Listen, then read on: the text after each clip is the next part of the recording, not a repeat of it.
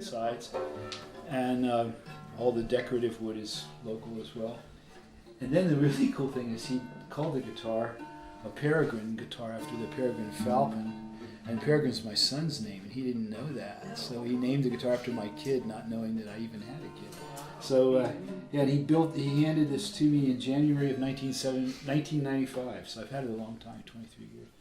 And it didn't sound very good for about 7 years because the cedar takes a long time to set up, to kind of, the molecules take a long time to sort of interact, so the way I understand it. And once it did, though, it just was beautiful. There's room up here, Gerald. Come on up to the front. Jesse's just can scoot a tripod over there. Yeah. I haven't seen you on your guitar for a long time here. I'm looking for a hiding spot. Don't hide, man. Sit up front where you can see what's going on. Go up to the front. So Jesse's recording this for video, but if anybody else wants to record anything or take pictures or whatever, feel free. It's wide open. It doesn't bother me at all, and I encourage it because it's hard to keep track of this. I've got a handout that I'll pass around in a few minutes, but just by way of, is there anyone else coming? I should start rattling away. Okay. Your friend's not coming? No. Okay. And Craig Taylor couldn't make it. He wrote this. Nope, this is everybody. Okay. That terrible coming late and then causing so much trouble. And then being shy. I don't worry about it. Why do this is always the first question. The tuning that we learned to play on in the guitar, what's called standard tuning, is an invention as well. It's from Spain, and it suffers mightily from a problem of asymmetry. If you think of the way the guitar is tuned in normal tuning, the second string is a ringer. It's tuned in. It's not in an even interval with the other strings. So it's a handy tuning to use because it's what everybody in the world plays the guitar in. So that's a good place to start. And it is accepted as the standard guitar tuning, and everything else is now considered a variation away from it. But in fact, traditionally, fretted stringed instruments had all sorts of different tunings. So the way the lute was tuned in Elizabethan times was different than the standard Spanish guitar tuning. And in North Africa, the way the ouds are tuned, which is their kind of version of the guitar, and where the word guitar comes from, they use a tuning that was similar to this one. And the reason you use other tunings is they enable you to solve problems that Spanish guitar tuning, the standard tuning, presents. It's a problematic tuning. As you know, if you've tried to learn the chords, for instance, a lot of people have trouble playing bar chords like an F or an F sharp or a G sharp. You think, how do you do that? And you'd like to hear certain sounds on the guitar and you can't make them, and you start to feel like the truck is driving you after a while. And I've known more and more people for whom the guitar becomes an impediment rather than a friend or a tool that solves problems or makes them feel better. And a lot of it has to do with the physicality of the instrument, and particularly those of us who are older, our hands start to seize up a bit, and so it is problematic. So open tunings solve a lot of problems, and the most important philosophical message on that is that there's no wrong way or right way to tune the guitar. There's literally hundreds of guitar tunings.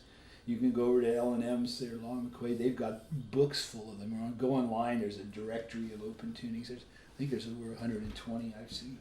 But there's certain ones that solve problems more readily than others. And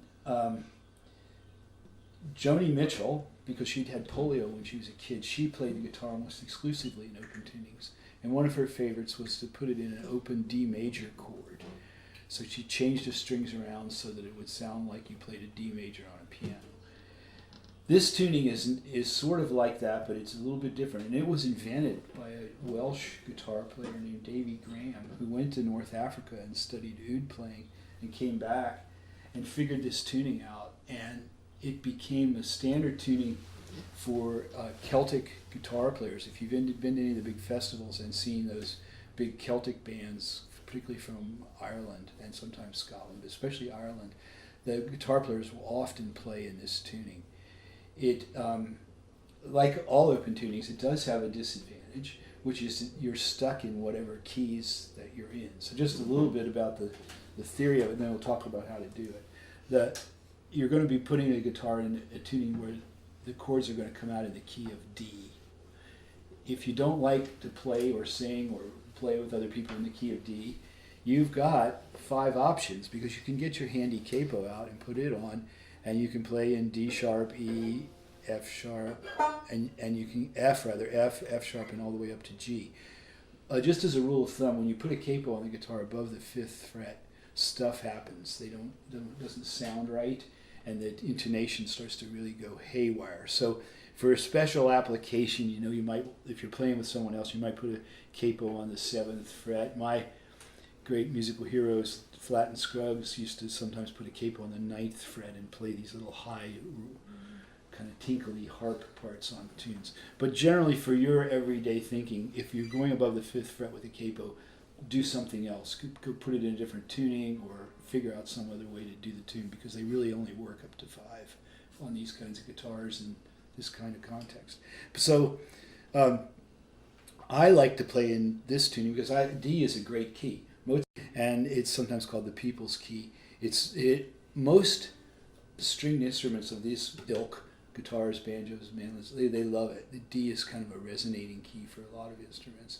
It's a beautiful key to play in, and it's a beautiful key, as Paul could tell you, on the keyboards, because you can go, if you just shift everything down one, you're in C, and you get this modality that's just fabulous. It's wonderful.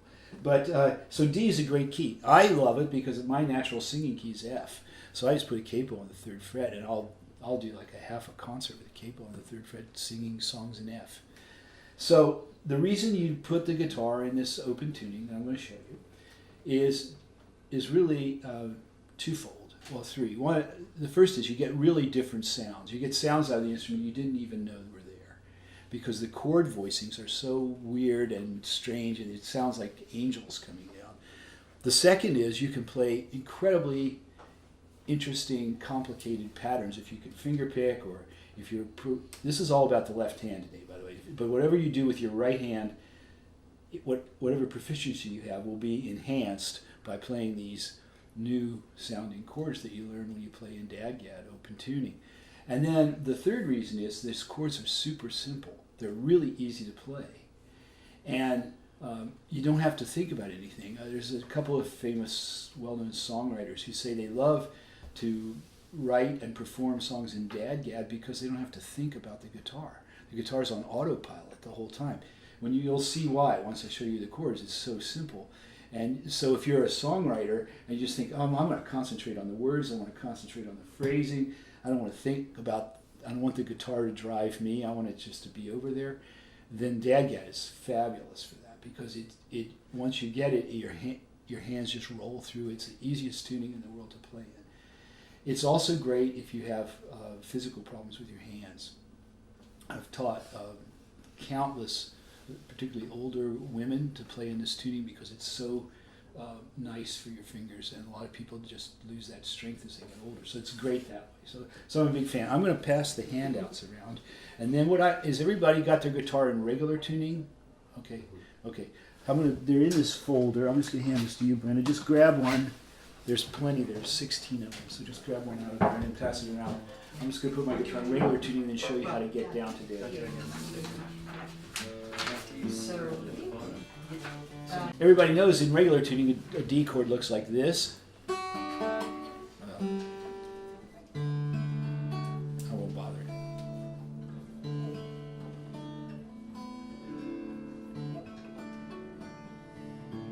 And stops there.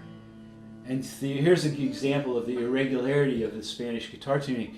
It really wasn't meant to be played in D because you run out of gas in the bottom end on the low strings, because the bottom note on the guitar is an E, and that's not in a D scale or a D chord. What an F sharp is, so you have to play an F sharp. And you wind up with the lowest note of the chord being the 3rd, which is one of the ugliest sounds going. Because this is what you get. Here's a D chord, and there's a D on the bottom and a D on the top. That's like a perfect D chord. D, F sharp, B, and D. And an A, sorry. A, Yeah, so it's D, A, F sharp, and D. There's the perfect D chord. But there's no way to play the bass except that, which sounds wretched. So what a lot of people do is they'll tune their, if they're going to play in D, they'll just tune this bass E down to D and play in D, and you get this sound. And then you can play, and you've got a D right on the bottom, and that's where you want it, and it really fills the chord out, and more it anchors the chord. It makes it sound like it's supposed to, because the name note of the chord, the tonic, is right there at the bottom, and it's also up high up here, and then there's the left sharp on top.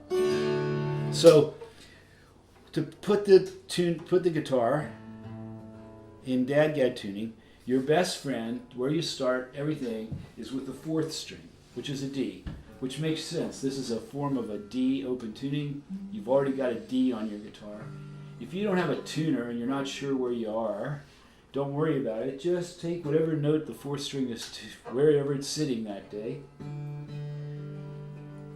Interesting footnote, by the way, the old traditional musicians, particularly in the American South, they never had tuners. They would tune the strings up until they felt right.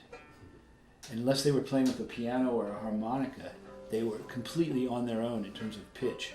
They didn't have pitchforks or tuning devices of any sort. So if you're trying to learn to play off of old-time records, it's impossible because they're all over the map. Robert Johnson's most famous for that. He played in tunings, he just cranked the guitar up to where he thought it sounded right. But we have our little thing, so we know that D is there. So you start there with D. Now watch me do it, and I'll do it really slowly, and I've marked it on your chart. To go from that little second line there, I got mine out. The second line till the top line is just a D major scale, just for reference, so you don't forget what you're doing. And if the D major scale is up there, so what you do to do this tuning, I've put a little arrow on this second line where it says tuning between standard and dadgad. You just take the bottom E string and tune it down to where it sounds like the fourth string. Now listen, the best way to do this is by ear, not with a tuner. Listen to me do it once. I'm going to do it. And you'll hear it come in. And it's an octave lower. So it's exactly the same number of vibrations as the fourth string divided by 2. So you just want to, and you can, what you'll do is, once you get into this a little bit, you can start to hear it. Just listen to me do it again. I'm going to do it. There it is, right there. And once you're happy with that one, do exactly the same thing on the other side of the guitar on the first string.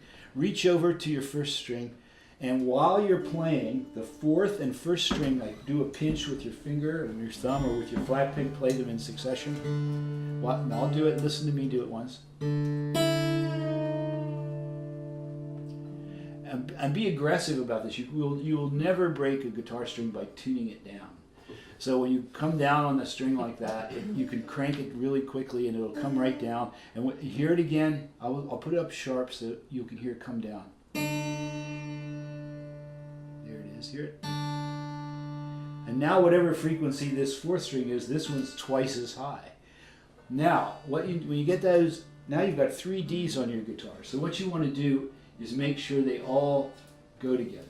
So what you do is you test. You go. And if you're really in a kind of spaced out mood and it's really quiet, you can actually hear what's called beats. And you'll hear the notes sort of hammer against each other, and then they'll come in and they'll stop doing that. You know you're perfectly in tune.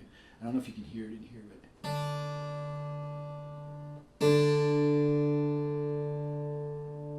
there it is, right there. Hear that? So then there's only one other thing to do. Remember I said at the beginning the ringer of Spanish guitar is the second string, the B. It's a killer for a whole lot of reasons, but one is because it's B. So what you do with that one is you just take the second string and you make it sound like the fifth string, which is A. And you do exactly the same thing. You move over to the fifth string and the second string, and you do this pinch. And listen to me do it. You come down to where it sounds like the fifth string.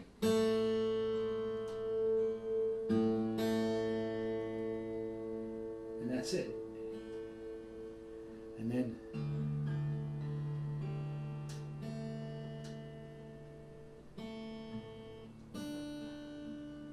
there it is, and that's the tuning.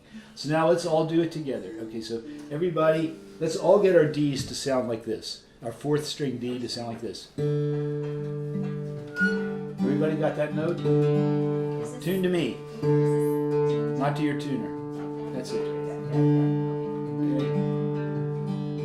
Okay, now everybody reach over, grab your sixth string, and at the same time, your fourth string with your thumb and finger like this, and pinch them. And as you do that, reach up with your left hand and crank the handle down, the tuning key down to that note. So.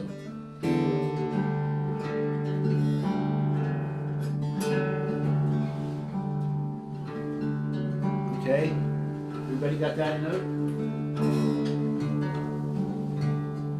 Now do the same thing over on the other side of the instrument with the first string.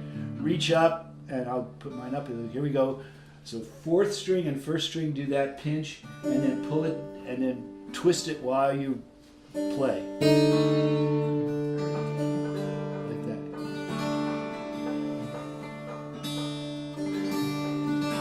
Everybody got that? Okay.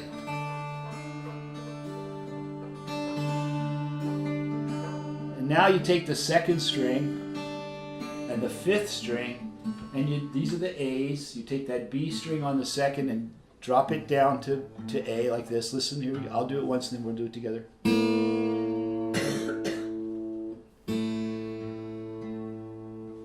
And then, okay, you want to do that? Are we ready to do that? Fifth and second, twist the second string tuner down to where the notes are the same. Okay. Don't be shy, give it a good crank. There's the note you want. Now we're all in dad-gad tuning. Now think about this. The D scale has those notes in it that I wrote at the top: D, E, F sharp, G, A, B, C sharp, and D. This tuning has the first and the fourth and the fifth notes of the scale in it, but it doesn't have any thirds. And what makes chords major or minor, if you remember from your piano lessons, are the thirds. And so you're going to be always playing the third to make it happen. And that's the beauty of this. The beauty of this tuning is it's neither major nor minor. It's in between. So you can play back and forth. It's very versatile that way, and you can play things that you didn't even know you could play, as you'll find out. So the simplest chord on the guitar in this tuning is the D chord, which is the one chord, the tonic of the key. It's the D. We're playing the key of D, so we want a D chord.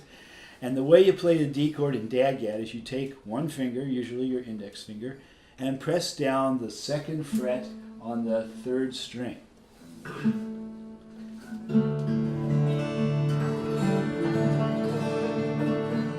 Now,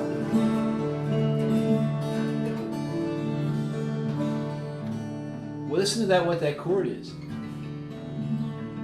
That chord only has the first and fifth elements of the scale in it. There's no third in it.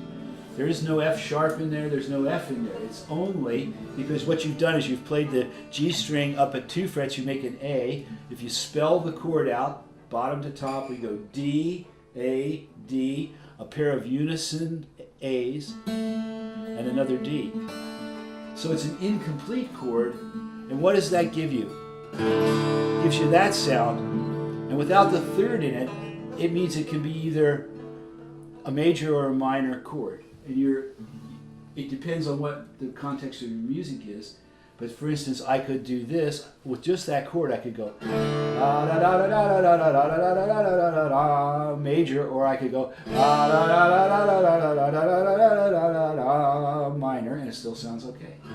So you can accompany a major or a minor melody with that chord because it has neither a major nor a minor sound to it. There is no F or F sharp in it to define it either way. So musicians tend to call these modal chords. or incomplete chords, and they're super handy. So I'll just show you. Like I like to slip back and forth between major and minor modes in my own music. So I'll do that. I'll do like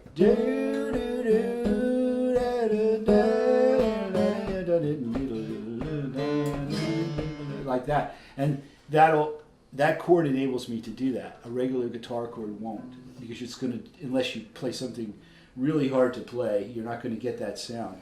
So just everybody put any finger you like, but again, I recommend your index finger. Sometimes I use my middle finger because it's your strongest one, biggest one. And play the 2nd fret on the 3rd string. And there's your first chord. Okay. Now, you guys know the idea that with three chords you can accompany most simple tunes that only use the notes of the scale, like a major or minor scale. So you know those 3 chords in the key of D, or normally would be D, G, A7th. In the key of C, it would be like C, F, G7th. Key of A would be A, D, E7th. You would probably, that's like when you play songs around the hooligans or a campfire, those are the kinds of songs you tend to play. They just need those 3 chords generally.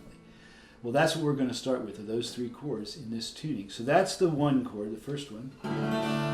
Now then, to play the 4 chord, or the G chord, the 2nd chord, or what the music theory guys call the subdominant chord, is you want the G chord. All you need to do is go up the 6th string to the 5th fret, and if you want to, there's a little, in my diagram, there's a little open clear circle next to it. That's an optional. So if you want, you can also play that note. And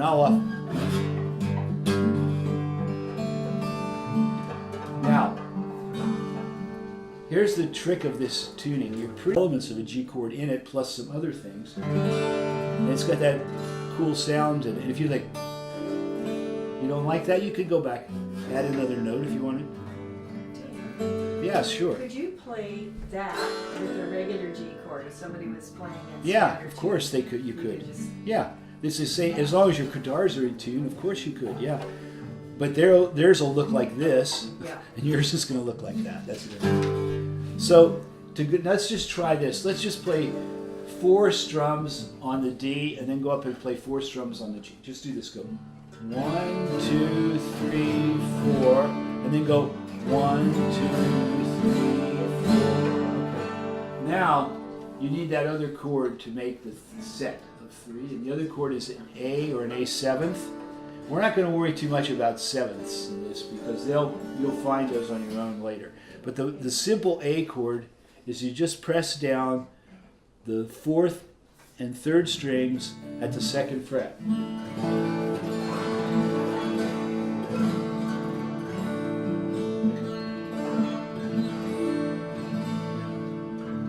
So, and then back to the 1st chord.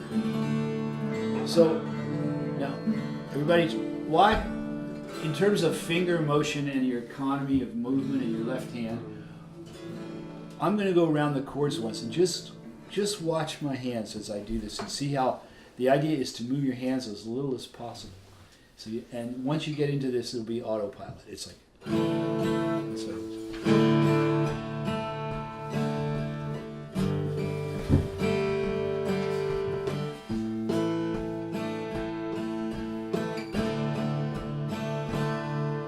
No chord requires more than 2 fingers. Actually, you can do all of them with 1 finger if you really need to. You can even play the A kind of. You can fletch the A like that if you want. So if I took let's just take a really a simple little country tune that only has 3 chords and the changes are obvious, and try playing it together and see if you can do this. And don't worry if you miss, but just always think of. That's it. So if we'd say, I'd take like I'm thinking tonight of my blue eyes, who is sailing far over the sea. I'm thinking tonight of her only, and I wonder if she ever thinks of me. See how simple that is? And you hear how beautiful the chords are. Now, depending on what you do with your right hand, a whole world will open up to you. If you're a strummer, if you play with a flat pick, you can start to get sounds like.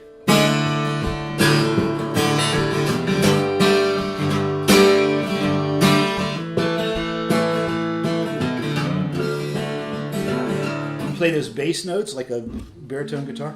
If you're a finger picker, you'll get this.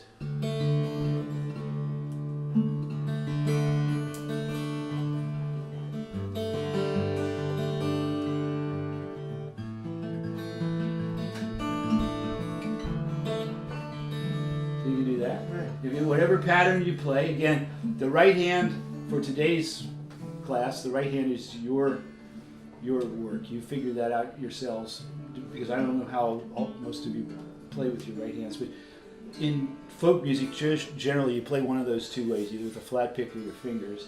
In my life, I'm mostly a finger picker, and so I would play "Thinking Tonight in My Blue Eyes." I would sound like this: I'm thinking tonight of my blue eyes, who is sailing far over the sea. See how pretty that is? It's just, this is where the angels come in, because you let those first and second and third strings ring through all the time a lot.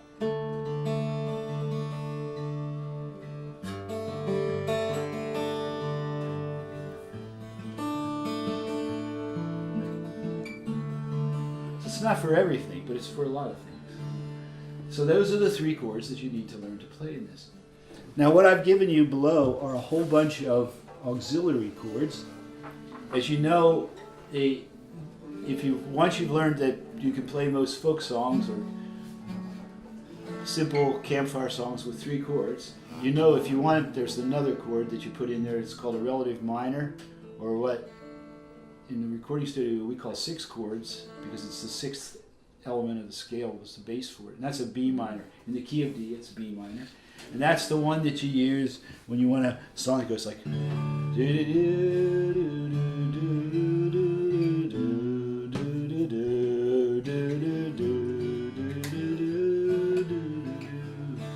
So a lot of pop tunes will have a chord progression that goes 1 6 5 4 or 1 6 4 5, and there's a lot of argument about which is the most popular form. But it's called the relative minor, and in the key of D, it's a B minor. Key of C, it's A minor, but it's B minor. The simplest way to play a B minor in dadgad tuning is one finger. You just go up and play a B note on the fifth string, turn that A note into a B, and if you really want to be fancy, I didn't even write it in the diagram, you can also make that other A that's over on the second string, you can make it into a B as well. But usually I'll just play the one. I'll just play like that. But then if you want it to be really pretty, and this is one of the most beautiful chords on the guitar, add that other note that I've got the clear circle on, and play these two notes. And then listen to the chord now. Listen to this chord. You get this beautiful open chord. And Paul and I can sit here and spell that chord out and tell you the name for it in music theory, but it doesn't matter. So listen to what that sounds like in context. I'll play, I could play, I'm thinking tonight of my blue eyes, who is sailing far over the sea. I'm thinking tonight of her only, and I wonder if she ever thinks of me. See how simple that is? And I never used more than two fingers to play any of that. And the reason it sounds pretty is because I had a nice little sweet roll going in my right hand.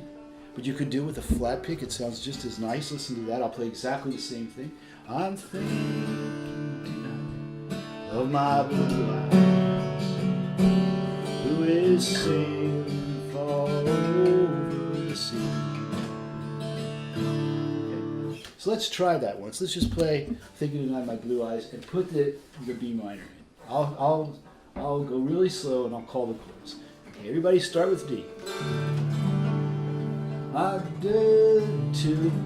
You play 4 beats on the D. Do, do, do, do. B minor. Do, do, do, do. G. Do, do, do. 2 beats. 2 beats on A. Do, do. Back to D. Here we do it again. Let's do it. Da, da, da, da. B minor. Now. G. A. D. See how simple that is? And that's really, that's about all you need. Then if you wanted to get it more complicated, you might want to play an E minor, which is the relative minor of the subdominant chord, of the 4 chord. And that would be, as you complicate the chord progressions of traditional simple songs, that would be the next one you will see coming into play. So then you would get this kind of sound.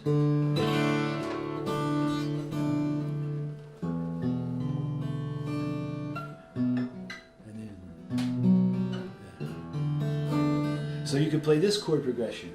I'm thinking tonight of my blue eyes, who is sailing far over the sea. See how simple that was? They did it all with these 2 fingers. I'll do it again. Okay, so try this, try that one. Just go this, follow me, go D, E minor, G, slide up, A, D.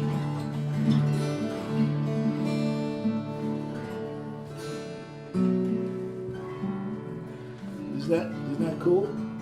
I'm having a hard time with the stretch with the B minor. Oh, this stretch here, use your lip, 1st and 4th fingers. Yeah.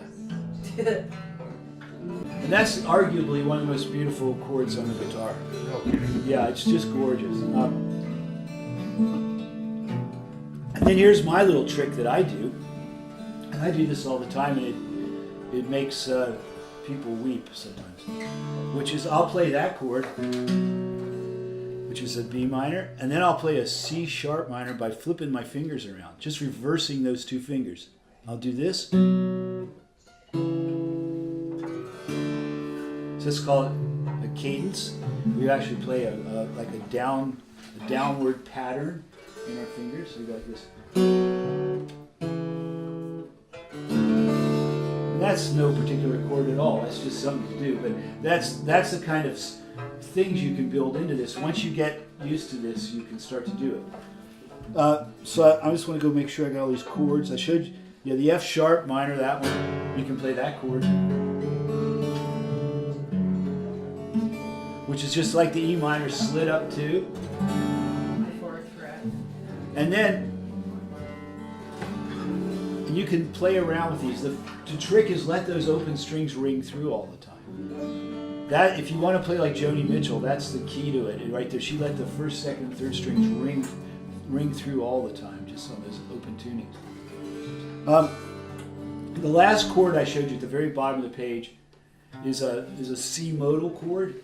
And this is big if you want to play kind of old traditional tunes that go like where the chord progression would go from D to C, like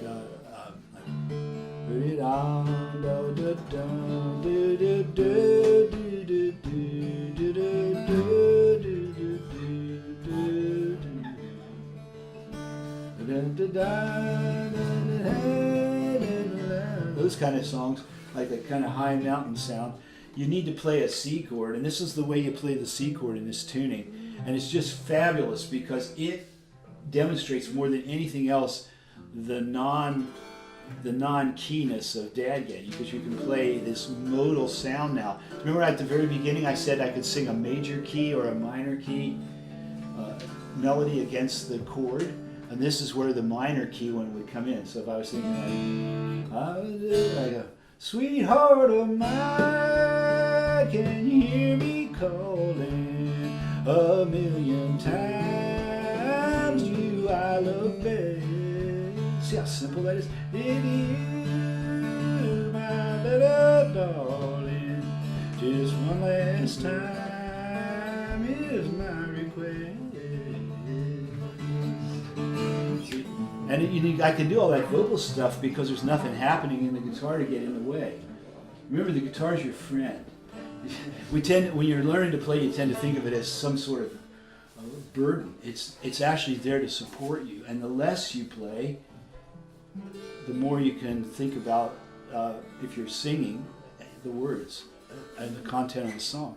Because what I see so much, and having done this all my life, and is people learning to play it, like I said at the beginning, where the guitar is like driving you rather than you driving the guitar.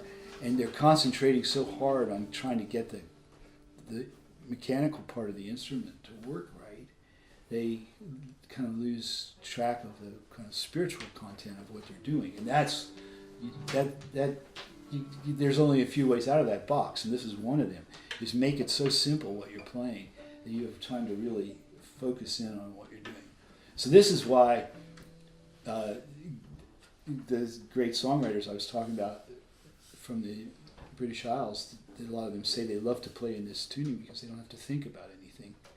Meaning they don't have to think about the guitar. They can think about the songs they're writing. It's a great key to write songs to. Here's a nice hint for you. If you're trying to write a song and you're in this tuning and it's not going anywhere, you're not getting anywhere, just put the capo on. Put the capo on the second fret and try it again, because it changes all of the pitches. And even though the string relations are the same and the harmonic relations all stay the same, just doing that will kick the frequency range up in your hearing a little bit, and it'll give you a little bit of a boost. Or put it on the third fret or even the fifth fret and fool around with it some more. And then you can start to use it as a composition tool. And don't worry about spelling out the names of the chords. Don't worry about what they are. Only worry about what they sound like. If it sounds good, it's good. Don't think about it's an F sharp, flat, 5/7 diminished. None of that stuff matters. It only matters if you're playing with other people and you have to explain to them what it is.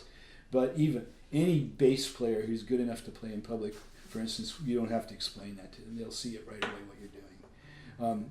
Any good keyboard player, the same thing. You're sitting around jamming, you're mostly going to keep it simple anyway.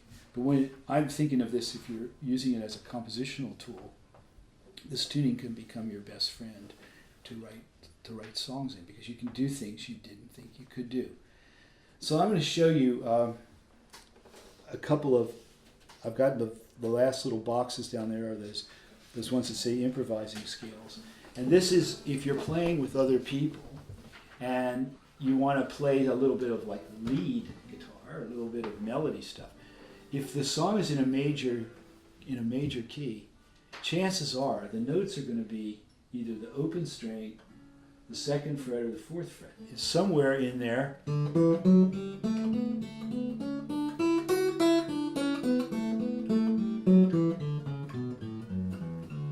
You can't go wrong. So whatever you play on the second and fourth frets, or the open string, is always going to sound okay. It's always going to sound okay.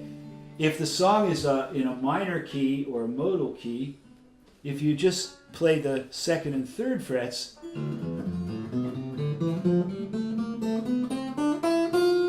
those notes will always sound okay. They may not be the perfect note, they may not be the one you're after, but you're not going to sound like it's not going to be a clinker if you play any of those notes. So I'll show you what I mean. If we take the major scale, everybody just play Thinking Tonight My Blue Eyes again, just like the simplest way, like thinking tonight. So G, my blue eyes. Hey, who is sailing for?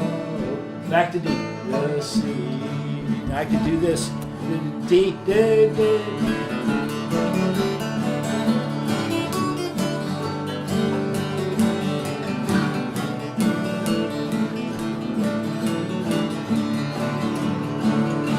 I only played the second and fourth frets, just randomly played the notes. I don't know if you could hear it or not. I had that soft pick. But let's try again. 1, 2, 3, 4. G.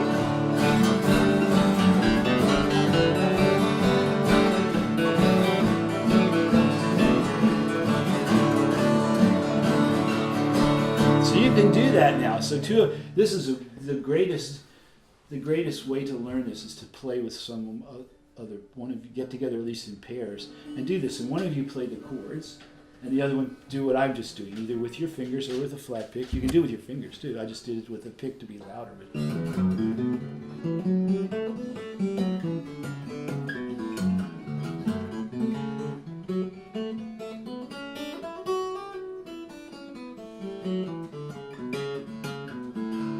you can't play any wrong notes. You just, I'm not even looking. You just second and fourth fret, and then if it's in a minor key, just do exactly the same thing, but on the second and third frets.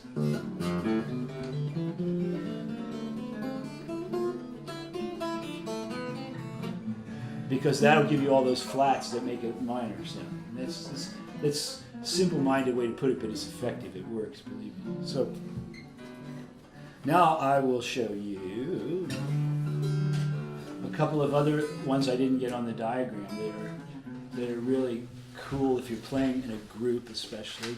And if you watch the Celtic guys who use this tuning, they use this chord all the time. And it's this one here, the open D. I've shown you is that. So if they'll play this, they'll play like a little sort of fifth fret on the fifth string and fourth fret on the fourth string. Mnemonic device. How easy is that?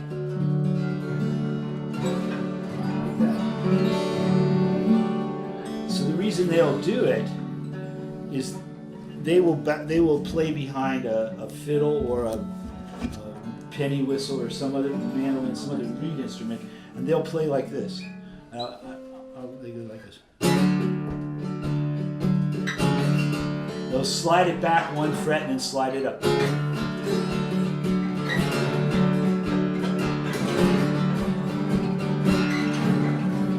And then if you want to play that modal thing, you just slide it back one more and play that. You've already seen it up. So, and then they'll play the G here like that, and they don't have to move far, so they can go.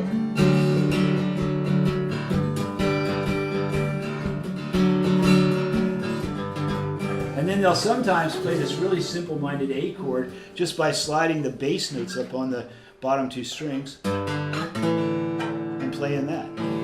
So you might hear a Celtic guitar player play Thinking Tonight of My Blue Eyes like this. I'm thinking tonight of my blue eyes, who is sailing far over the sea. I'm thinking tonight of eyes. See, they use it as a bass instrument. And you're thinking mostly of the bass strings when you play like that. And you can do that with your fingers. Like.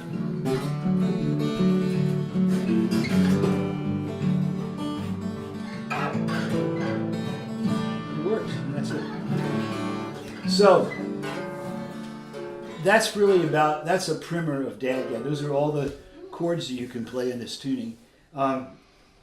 If you don't play fingerpicking style yet with your fingers, get some instruction on that and learn to do it if you're patient enough, because it's where this instrument really opens up.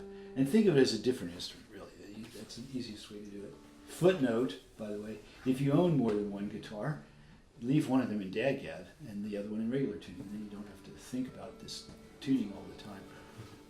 Like I said, this one was made to be played in Dadgad, so it sounds great. But that's generally a way to do it. But putting your guitar back and forth in the tunings, don't be shy about that. You'll rarely break a string. Where you usually break strings on guitars is if you tune them up too high. If you're not using a pitch reference and you just crank them until they break, or if they're really old, they'll get corrosion and they'll break right there. Or sometimes at the tuning, the capstan of the tuning peg will break them off there. But sometimes they break here, but you really have to be like a bluegrass guy and play really, really hard to break them down here. But generally they don't break. You can go up and down on this all the time, and they won't. Maybe you might break a first string occasionally, but not very often. But don't think about that. Just the guitar. Make sure you put enough winding on there when you put your strings on, so that you can do that. Because if you tune it down and the string falls off because you don't have it wound up far enough, that's a problem. But you'll know that. So I'll show you just a couple places you can go. I like I said, I play dadgad almost exclusively with my fingers.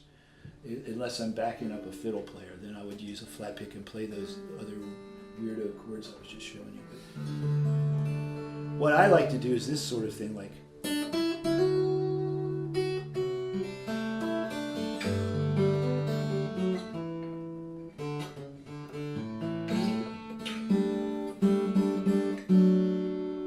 Play really pretty, but because you just and the more you do it, the more you let especially the first and second strings drone. You just hardly ever fret them, or if you do, it becomes such a change up, such a contrast from what you were doing before that it starts to make sense.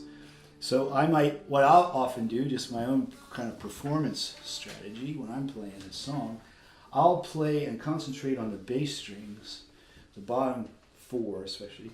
Just let the first and second strings ring through while I'm doing the singing part.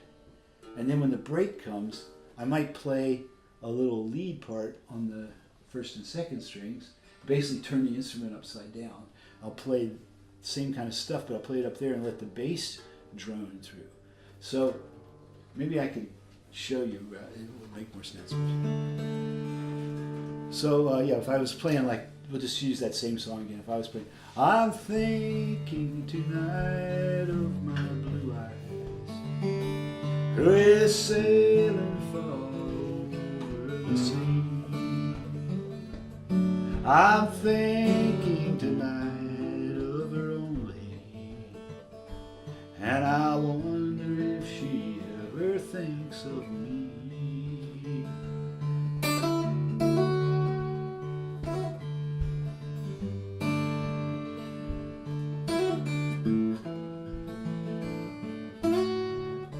See how simple that is? I'm basically playing the same melody on the first string against the bottom chords.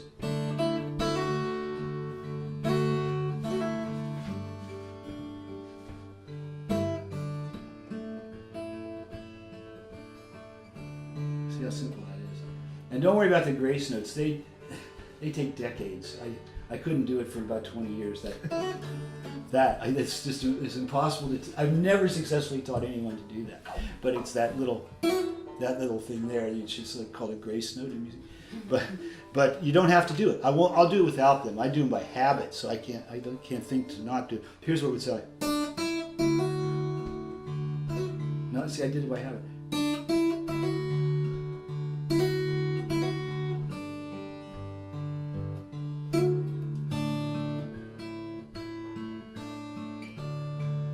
Yeah, so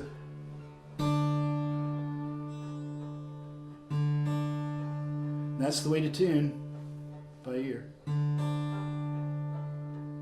You guys watch Trish play fiddle? The way she tunes her fiddle, she taught me to do that actually. She said, you'll never get it right with a tuner. You've got to do it by ear. It's right in there. Because the tuner will show the same note. And it's not the same note. It's like there's like a big wide gap in what you're hearing compared to the tuner's right in the middle. It gets you close. And then there's all sorts of hybrid chords and stuff you'll discover. Like, don't be afraid, don't be shy to do this, but just take your fingers and go up the neck and see what happens. Just go like play something like.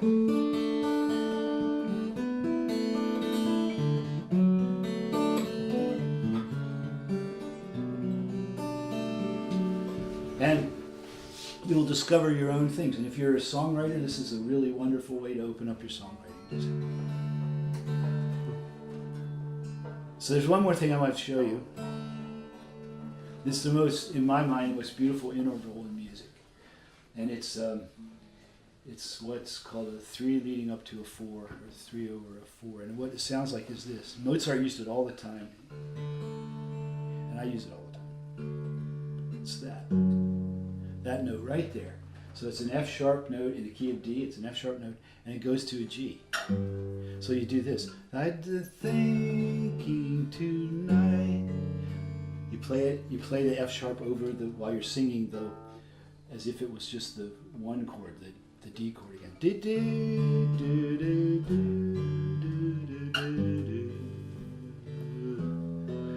And then I'll go back and play that E minor, see? So I'll play, if I was playing Thinking Tonight of My Blue Eyes, I would play like that. It would have been better for us both had you never. And you think, well, that's pretty neat, but I wish it was a little more. Well, think about it. You've got 3 Ds on this tuning, and if that F sharp sounds so good there, stick another one in over here. And if you really want to do it, add another one there.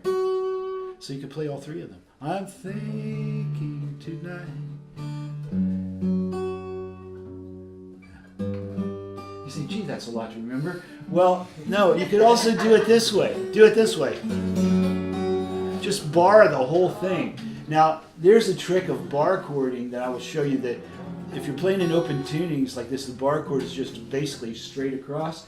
But what you do, play it with your first finger, and then take your second and maybe third fingers, and you can get them in there, and cram them down on top to make the pressure greater. Like that, just the way Brenda's doing it. Yeah, that's right. So, I could play, watch me do it once. I could play Thinking Tonight with that up here. I'm thinking tonight of my blue eyes. And I played those other notes, and they're weird, but they work. I'm thinking tonight of my blue eyes. That's a 3 chord, it's called. And that's, to me, the most prettiest interval in music. That. And then there's another way you can play it like this, with the 7th or the 1 chord in it. Isn't that nice? You know, and it's and these are, you can figure these out. These aren't hard to figure out. So what I want to do is let's just take a couple tunes and play them together and go around the chords and make sure everybody's got it. And then so let's just say take a different song like that. I am an old woman. Da da da da da. Da, da, da, da, da, da, da. Just give me one thing that I could. That's the C. That when you get to the bridge, I should have done 2 verses. When you get to the bridge, it goes to a C chord. Just give me one thing that I could believe. This living forever. Such a long way to go.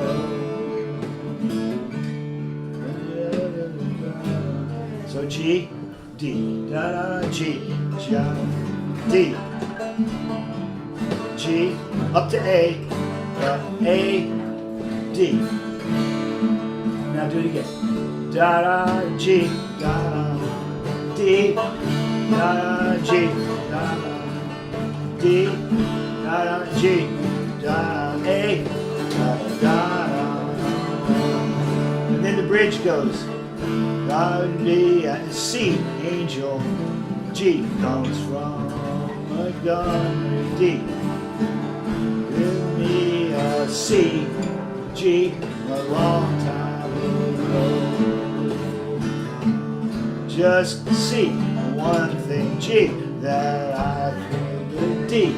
Leave this D, C, G, D, got it, okay, that's it. I'm not gonna hunt you with my guitar. Yeah, leave them in this tuning. So that's really just about all there is to it. Now, just for experience, let's try that one. And then you'll learn to play all the bass runs yourselves. That part's just whatever the song needs, you'll figure that out.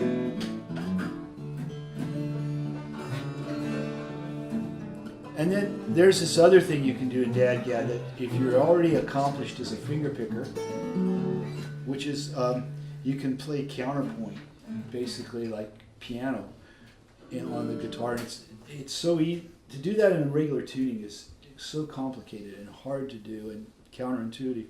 But in this, it's simple, so you can play.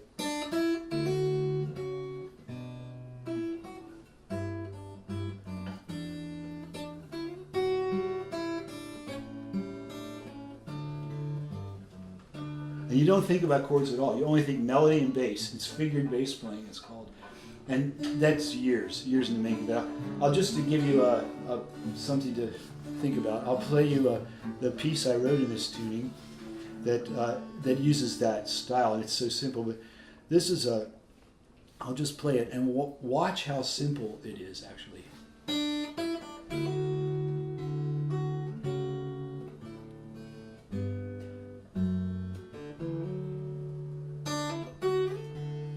And then I do one of these. Just to get that note. I need that note against this note. So it's like crossword puzzles, right? Yeah. And then I needed this note.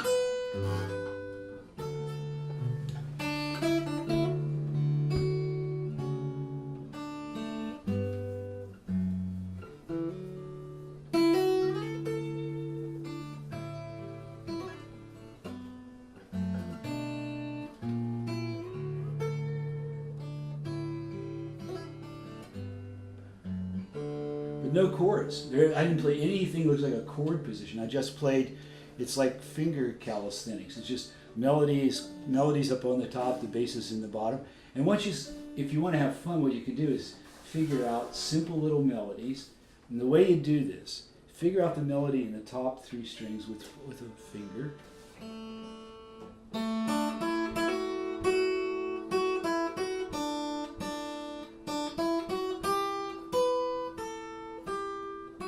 Like that, and then figure out how to put the bass notes in.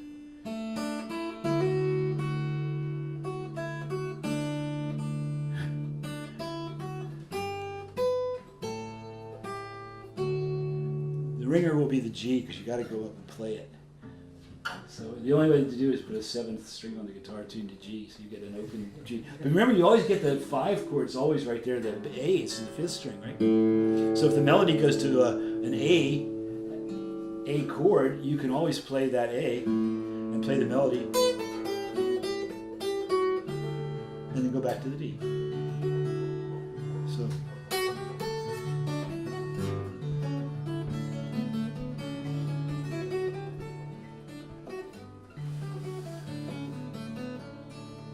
You make it look so easy. Well, it's years of doing it. There's a couple tricks there. I don't know if we want to go into this. There's a couple tricks there too. Is classical guitar players have it right when it comes to the position of your left hand. Keep your thumb away. Don't hold the guitar like a baseball. Keep your thumb back here, as far back this way as you can get it, the better. And I'll keep my thumb when I'm playing those really complicated pieces. My thumb is way back over on this, almost around the guitar, so I have to reach. See, like that. And there are books of exercises you can learn to stretch out the ligaments and connective tissue in your hand to open that up so you can do it. There is no substitute for just doing it. You just got to do it a lot and keep it, especially if you're getting older and the arthritis is starting to set in, which has happened to me. I have to play every day, or my joints start to swell up. And so as long as you keep playing, you're okay. It's if you take a break, it hurts. So whenever I travel, I have a little special guitar I take with me, just so I can. And then the other thing to play with vibrato. If you play with vibrato, that also comes out of your left hand, and the vibrato muscle's here, and the ligaments come down and kick. This muscle here kicks in, and what you want to do. The reason you play with vibrato, this is really important. There's 2 reasons to do it. One is it makes the note sustain. It makes the note longer. Because if I just play, you get that. If I play, it lasts a lot longer. The reason is the fret wire acts like a violin bow, and the friction makes the sound keep going. It like creates that the note just keeps going. So you're sliding this. You're pushing up and down on it, and the vibrato motion on a guitar is up and down, like that. And you learn to do it with all your fingers, and you can just take one note. It's easier on the treble strings, like that. And yeah, I was able to learn from some really great traditional musicians, and one of them, Doc Watson, taught me. He said, never let your left hand get tight. Never let it tighten up on the strings. He said you always want to keep it really loose, because if it tightens up, then you'll start to get that crunchy sound. So you keep your work on keeping that left hand loose. And to play vibrato, it's got to be loose. So that's the one reason you use vibrato. But the other one that's so subtle is the guitar is a intonation compromise. Like the notes are never really in tune. You can tune them all open in tune, but because the frets are 90 degrees to the strings, it's not proportionate. This fret should actually be angled a little bit, and they're not because it'd be too confusing. So the strings are never actually tuned. If you think once you start to fret up the neck, and you can do it with your tuner, put the tuner on and get your B string in tune, and then go. And you'll watch the tuner, and you'll see they're not quite in tune. So what you do is when you play vibrato, you play like in slow motion. You're going in and out, you're going up and down, and somewhere in there is the right note. And the listener's ear will hear that, and they will hear it is in tune, even though you've played maybe 50 or 60 microtone notes over the course of a second. But somewhere in there is the right note, and they'll hear that, and that's the one they'll associate with, and it'll sound in tune to them. This is the entire principle behind the string section of the symphony orchestra. They all do that, and they all do it together. And so the orchestra sounds really in tune because they're all playing vibrato at exactly the same speed and in the same way, and somewhere in there every note sounds in tune, even though there's thousands of microtones going in and out on either side of that note all the time. Well, you can't do what a violin player can do because they don't have frets, but you can do it by pushing up and down. So as you play more, it will become a habit. And what you'll do is play vibrato all. You can't stop, actually. So if I play.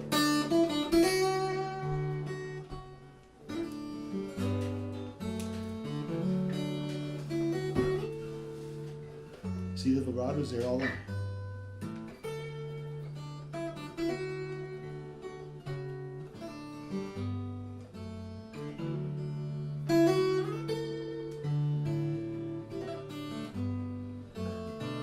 Even on the bass strings, I'll play it. The easiest string to play vibrato on is the B string because it's the lowest tension. That's why you see rock and roll guys. They're always playing those that kind of stuff on a B string because it's the easiest one to do. But play with a lot of vibrato. Keep your hands loose in the left, and that'll pretty well get you there.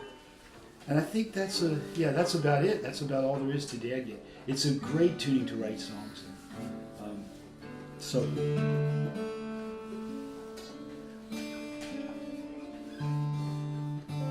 I'll just show you like a tune that I'm working on. I wanted to figure out how to play what was a really obvious big major chord triad, and so I found this chord. I just found it, and then now watch the beauty of this chord. You can play the vibrato on all three of the strings. And it sounds like you've got a Bigsby tailpiece on your guitar. But in context,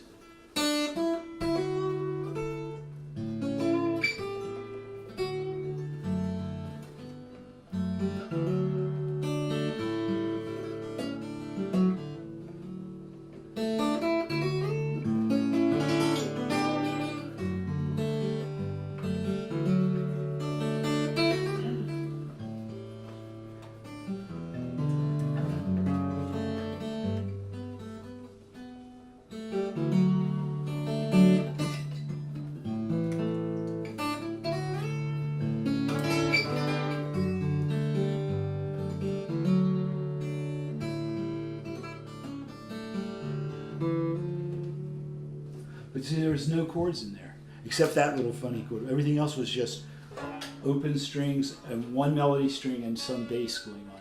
And that's where Dad Gad really lives, is that kind of stuff. You start to do that. So if you're not a finger picker yet, it's an inspiration to be one. And then there's the final thing to show you. The weirdest thing is the cello move, which every tuning has its weak spot. And the weakest spot in this tuning is if the melody goes up the neck and you have to play, the chord progression goes to a G. You're in the key of D, and your chord progression goes to a G. You've got to find a G bass note. The only one that really works is that one. So it says da da da da da da da da, like we just showed you. But say the melody's way up here. What do you do about getting that? Well, what cello players do is they reach over with their thumb like this, and they fret the string with the inside of their thumb, like that, and then they play the melody there like this. And it, Oh man. yeah. So I'll show you why I learned to do this. One of the most beautiful. If I had to pick like 5 moments in my musical life that mattered the most to me, was once I got a chance. I was doing a tour in Australia, and the last gig of the tour was a festival concert, and I played at the concert, and I got an encore, and I played Waltzing Matilda for them, and they all started to cry. It was the weirdest thing. It was an outdoor audience, and they were all in tears at the end, because they said they'd never heard it played like this. Because you know how Australians play, it's like they march. They play that real straight time. So I showed them how to play it like this.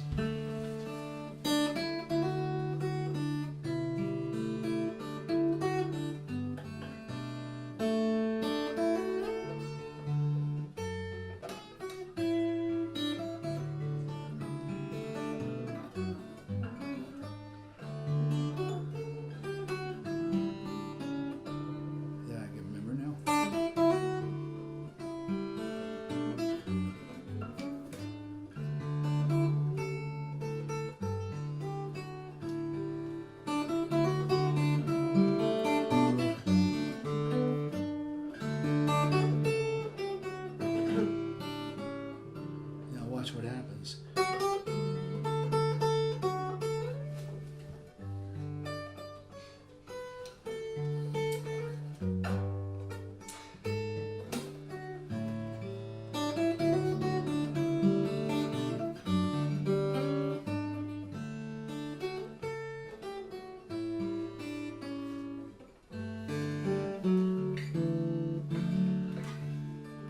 And I could play it better when I practiced it, but that's the idea. But that I had to do that, and I had to get it up to speed to do that in public. So,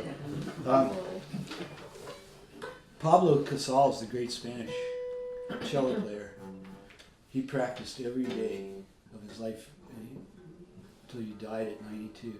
And when he was in his 80s and 90s, people asked him, said, "Why do you keep practicing every day?" He said, "I noticed the improvement." And one of the great Canadian jazz guitar players, Ed Bickert, said, "If I don't play for one day, I can really tell. If I don't play for 2 days, my friends can tell, and by the 3rd day, everybody knows." So I heartily recommend playing every day, and you don't have to make it don't make it a chore. This is another real lesson that's not in the book. Don't put your guitar away. Keep it out. Don't hang it on the wall or stick it someplace it's not going to fall over. But keep it out and play it all the time. And don't think, "Oh God, it's 5 o'clock. I've got to sit down and practice for 45 minutes." Don't do that. Just keep it there all the time and play it whenever you feel like it. But play it and try to get to the end of the day and that you've played a little bit, at least 15 minutes. But I try to do an hour to an hour and a half a day on the guitar, especially if I'm getting ready to go out and do gigs, because this stuff is so hard to do. Like that Waltzing Matilda, I would play that for an hour a day before I was going to perform it. I haven't played it probably in 5 years, so you could saw I was making mistakes all over the place. But if you want to play at that performance level, it's minimum of an hour and a half a day. Would you agree? I mean, you do it. Yeah. I mean, it's just not an option. You can only fudge it up to a certain point. But it should be fun. Like, work on your tunes and write. Yeah. So that's basically. Do you have any questions or anything?